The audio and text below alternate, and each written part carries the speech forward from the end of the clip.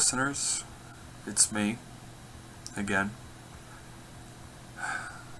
Another February has come and gone, unlike my misery. But alas, the world keeps turning, and things keep happening. I'm going to give you listeners a very honest warning. This installment is not for the faint of heart. It is brutal, it is honest, and it is at your discretion that you need to decide right now whether you want to keep listening or wait for the next episode. You see, it's very unfortunate that I have to talk about things I'm about to say, but since my last broadcast, it just feels like the worst in society at large. It just seems to be coming out. I mean, less than 48 hours after my last episode, on what Americans call Valentine's Day, a mass school shooting occurred in the state of Florida.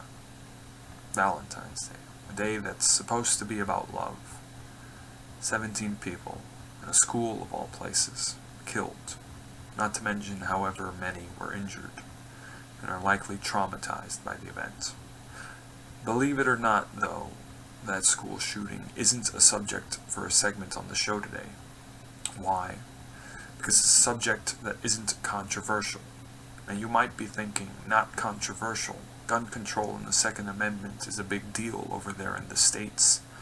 It's plenty controversial, but that's not what I meant by that statement.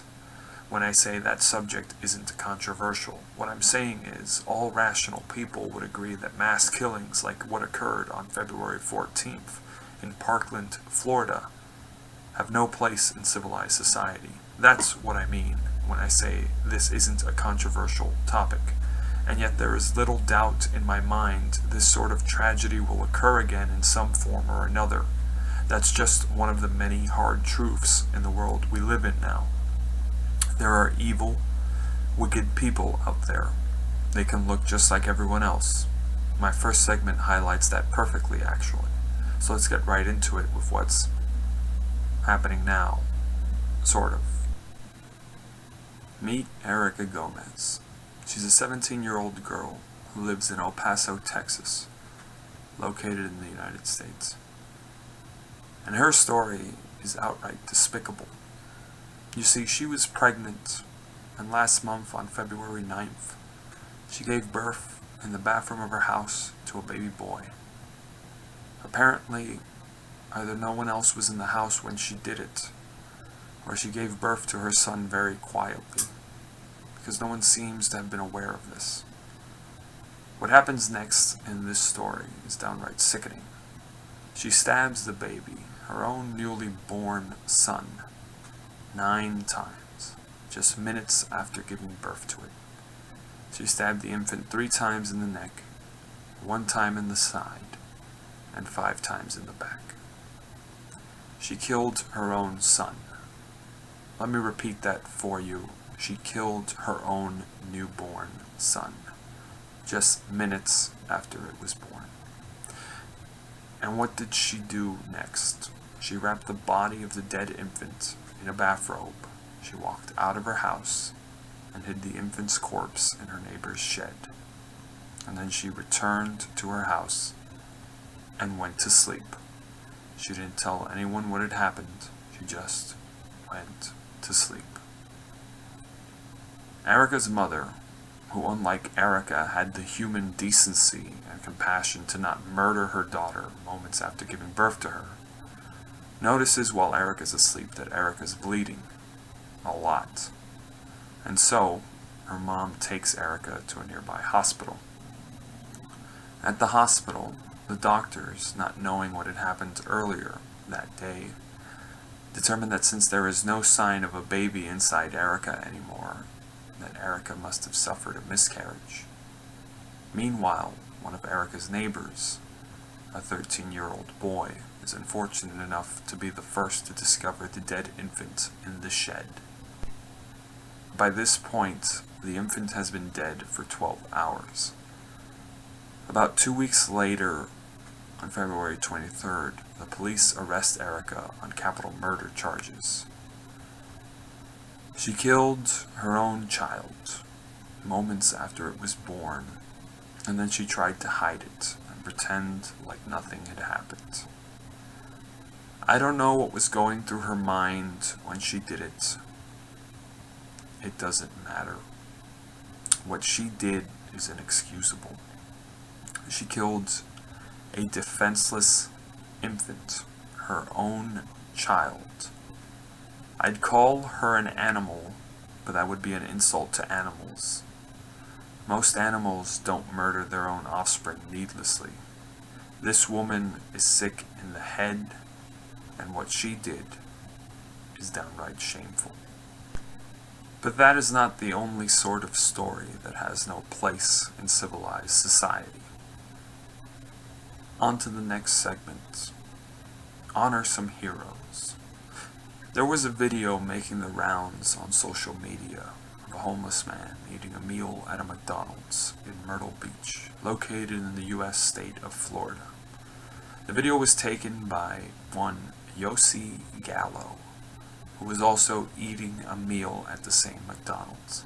You see, Gallo had paid for the homeless man's meal so that he could get something to eat. In the video, a police officer who is called by a McDonald's employee to the site tells the homeless man that he is trespassing, and after he finishes eating, he must leave the restaurant and cannot come back.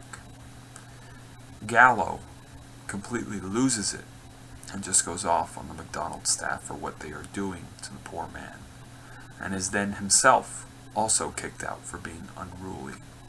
He leaves along with the homeless man and decides to take him with him in his car to go eat somewhere else. The officer in the video is just doing her job, and I can't fault her for that. But as far as my thoughts on Mr. Gallo are concerned, maybe I'm being generous with the term on this instance, but I'd call him a hero. He could have just sat there and done nothing, but he didn't.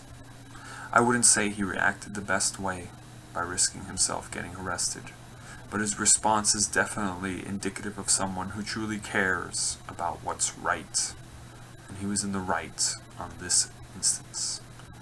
Don't misunderstand me, listeners. I know there are some swindlers, hustlers, and dishonest panhandlers out there. I've had one confess it straight to my face once. And that fact in of itself only further reinforces the notion that the world is in a sad state of affairs.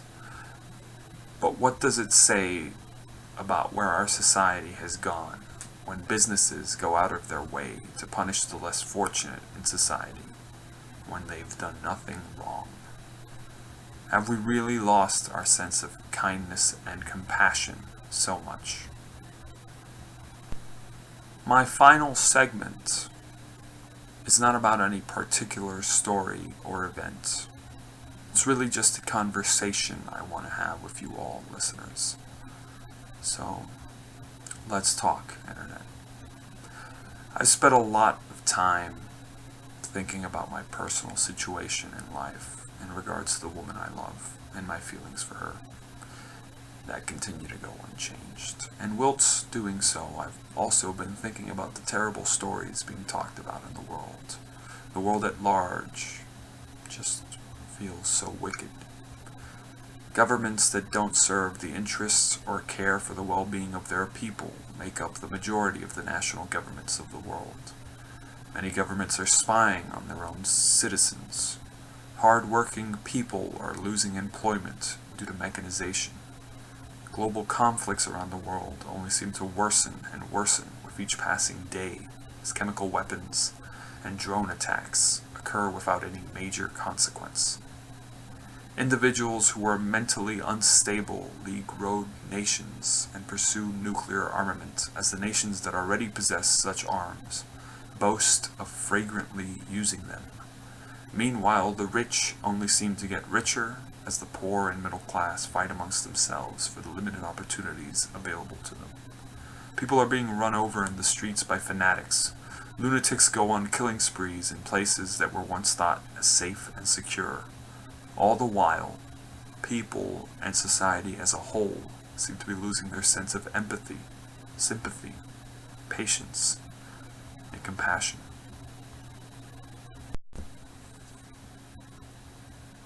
It is at times like this internet, when one, like I myself do in regards to my own personal situation, and susceptible to be overcome with despair and a feeling of hopelessness. But I'm reminded of a silver lining, one highlighted by the great Charlie Chaplin himself, and though it is dark, I'm inclined to paraphrase it because it is so relevant to this topic. You see, no matter the wickedness in the world, no matter how much power evil individuals obtain, and how untouchable they might seem, and no matter the pain or suffering you endure in this life, take comfort in knowing, however dark this might be to say, that all individuals, all things, are made equal by one simple fact. Everything and everyone, rich or poor, good or evil, eventually dies. Similarly, so too does the suffering one feels in life die with them when they draw their final breath. China's president, Xi Jinping, might have declared himself president for life in China, but his life is finite, just like everyone else's. Bashar al-Assad might be a brutal dictator who has killed hundreds of thousands of his own people through his military, but someday he too will be gone from this world. Similarly, I might feel miserable about my own personal situation, and many of you have expressed concern for me, for which I am thankful for the messages of support. But do understand my misery, even if it is to last the entirety of the rest of my life, like my life. It too will eventually, one day, come to an end. And thus, suffering, pain, evil, all the vices of the world are ultimately temporary. And it is said that in death, in our final moments, the world catches a glimpse into who we truly are. I have said multiple times my feelings go unchanged for the woman I love, and that shall remain true until I die. And should the day come that I do eventually pass from this life on to whatever follows, and find myself passing on alone, perhaps she'll know I meant it. And what's more, I'll no longer be suffering. It's a grim reality I face, and each one of us, in some sense or another, face some similarly grim reality in our lives, I think. But I still have some hope that I was not placed on this world to live out a life of misery, and maybe I'll be spared from that existence long before I pass on, and I'll once again know happiness. Listeners, let me end this monologue by saying, do not lose hope. Despite it all, I haven't, and neither should you. Until next time, take care. We all want to help one another. Human beings are like that. We want to live by each other's happiness, not by each other's misery. We don't want to hate and despise one another. In this world there's room for everyone, and the good earth is rich and can provide for everyone. The way of life can be free and beautiful, but we have lost the way. Greed has poisoned men's souls, has barricaded the world with hate, has goose-stepped us into misery and bloodshed. We have developed speed, but we have shut ourselves in. Machinery that gives abundance has left us in want. Our knowledge has made us cynical, our cleverness hard and unkind. We think too much and feel too little. More than machinery, we need humanity.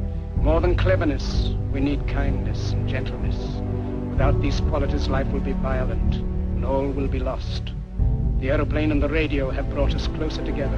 The very nature of these inventions cries out for the goodness in men, cries out for universal brotherhood, for the unity of us all.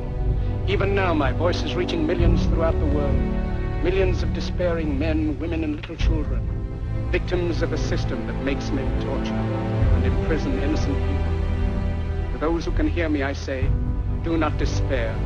The misery that is now upon us is but the passing of greed, the bitterness of men who fear the way of human progress. The hate of men will pass, and dictators die, and the power they took from the people will return to the people. And so long as men die, liberty will never perish.